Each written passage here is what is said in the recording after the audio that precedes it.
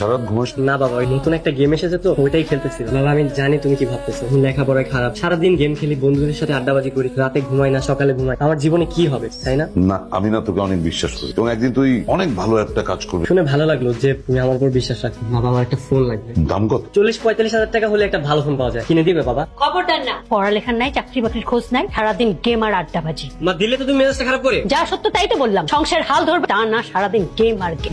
থাকবো না তোমাদের বাড়িতে, থাকো তোমরা। বেয়াদবের হাত দিয়া তুমি এই ছেলের উপরে বিন্দু মাত্র ভরসা করবে না। কোথায় থাকো তোমরা? অনেক ভালো একটা খবর নিয়ে আসছি, আমার ছেলে মেডিকেলে চান্স পেয়ে গেছে। বাবা তোমার গেম খেলার জন্য একটা নতুন ফোন দরকার। আগের ফোনটার আগের মতো কাজ করছে না, হ্যাং করে। আমাকে কিছু টাকা দিবা? তোর লজ্জা করে না এই বয়সে এখন গেম খেলিস, তাও আবার বাবার কাছে গেমের টাকা চাচ্ছি? বাবা সামান্য কিছু টাকাই আছে আমার কাছে, কিন্তু মেডিকেল অ্যাডমিশন থেকে গিয়ে ভর্তি হতে টাকা লাগবে। রিন্টু তো তোমার ছেলে, শুধু তোমার ছেলে না। এখন বড় ভাইয়ের চাকরির জন্য টাকা লাগতো, ঠিকই দিত। রিন্টুর টাকা লাগছে, রিন্টুকে দিচ্ছ, কিন্তু আমার বেলায় কিছুই না। বুঝি, আমি সবই বুঝি, আমি শুধু তোমাদের নাম মাত্র ছেলে। তুই নতুন ডিভাইস কিনছো? আমার মনে হয় এই গেম টেম খেলা হবে না রে। কেন? এই গেম টেম খেলা এগুলো হচ্ছে গরিবের ঘোড়া রোগের মতো। আমি আর গেম খেলবো না। কি যে কস তুই ফিউচার হবে নাকি? তোর যে গেমিং স্কিল। আর স্কিল দিয়ে কি হবে? স্কিল থাকে কি হবে? ভালো একটা ডিভাইস লাগে। আর আমার দেখছিস সেটা কি অ্যান্ড্রয়েড ফোন, গেম খেলতে গেলে হ্যাং মার। তুই এক কাজ কর, এটা সেল করে দে, বাসা থেকে কিছু টাকা নিয়ে একটা নতুন ডিভাইস কিন। 3 তারিখ কিন্তু লাস্ট ডেট। হ্যালো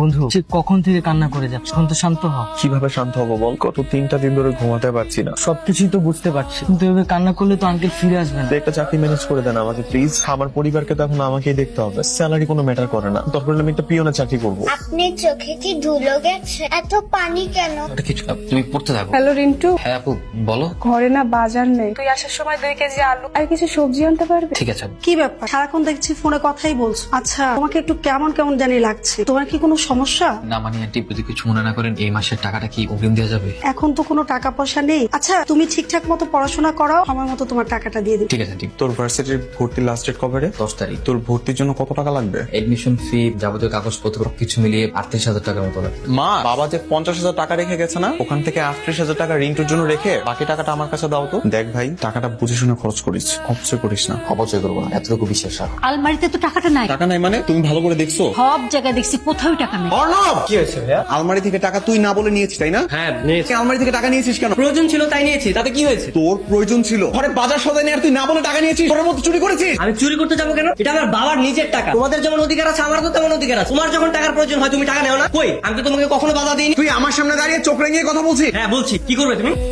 বেরো বাড়ি থেকে তুই, তোর মতো অপরাধ এই বাড়িতে থাকার দরকার নাই। ভাইয়া তুমি আমার গায়ে হাত তুললে। ভাইয়া ভাইয়া ভাইয়া